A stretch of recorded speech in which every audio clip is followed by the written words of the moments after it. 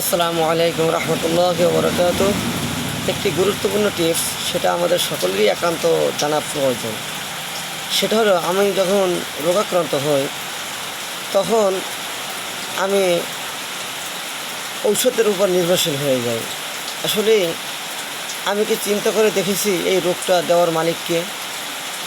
অবশ্যই এই রোগটা দেওয়ার যিনি মালিক, যিনি এই রোগটাকে দিয়েছেন, তিনি এই রোগটাকে ঔষধ ছাড়াই কিন্তু নিতে পারেন। এই জন্য আপনি ঔষধের উপর নির্ভরশীলতার পূর্বে অবশ্যই আপনি সেই আল্লাহর নিকট দুটো হাত তুলে বলেন, তার পূর্বে অজু করে 2 রাকাত নামাজ পড়েন, তারপর আল্লাহ তাআলার কাছে জানান যে আল্লাহ, এই তো রোগ আপনি দিয়েছেন, হয়তো এর ভিতরে কোনো কল্যাণ নিহিত আছে, তো এবং এই রোগকে নেওয়ারও মালিক আপনি। আমি যতই চেষ্টা করি না কেন, আমার দ্বারা এই রোগকে দূরীভূত করা কখনোই সম্ভব নয়। অতএব এই জিনিসটা আমাদের প্রত্যেকটা মুসলমানের একান্তভাবেই কর্তব্য যে যখন যে আল্লাহ আমাকে রোগ দেন, তখন সেই রোগ থেকে পানাহ চাওয়ার জন্য আল্লাহর কাছে 2 রাকাত নামাজ পড়িয়া তার কাছে দরখাস্ত করা যে আল্লাহ, তুমিই তো ঔষধ ছাড়া আপনি আমাকে ভালো করতে পারেন, অতএব তুমি আমাকে যেহেতু রোগ দিছো, তুমি আমাকে শারীরিক সুস্থতা দান করো।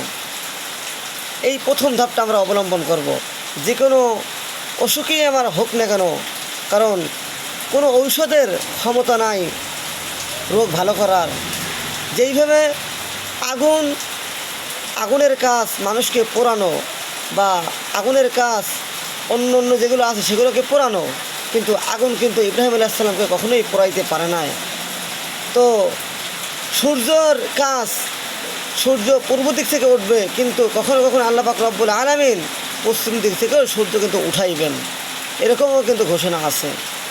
ওই জন্য একটা নিজাম, যে আমরা যখন অসুখ হয় তখন আমরা সাথে সাথে ঔষধ খাই, কিন্তু আল্লাহ তাআলা যিনি নিজাম দিয়েছেন সেই নিজাম মতোই চলবে। কিন্তু তার পূর্বেও আমাকে অবশ্যই আল্লাহ তাআলাকে মাস্ট বি স্মরণ করতেই হবে যে আল্লাহ তাআলা আমাকে রোগ দিয়েছে এবং সেই রোগ থেকে মুক্তি করার মালিক আল্লাহ তাআলা। এবং এই জন্য আমরা যে কোনো ঔষধ খাওয়ার পূর্বে যখনই আমি কোনো রোগাক্রান্ত হই, তখন অবশ্যই আল্লাহ তাআলার কাছে পানা চাবো যে আল্লাহ, তুমি আমাকে শারীরিক সুস্থতা দান করো।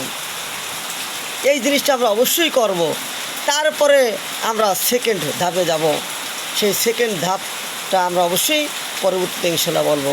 আসসালামু আলাইকুম রহমতুল্লাহি ওয়া বারাকাতুহু।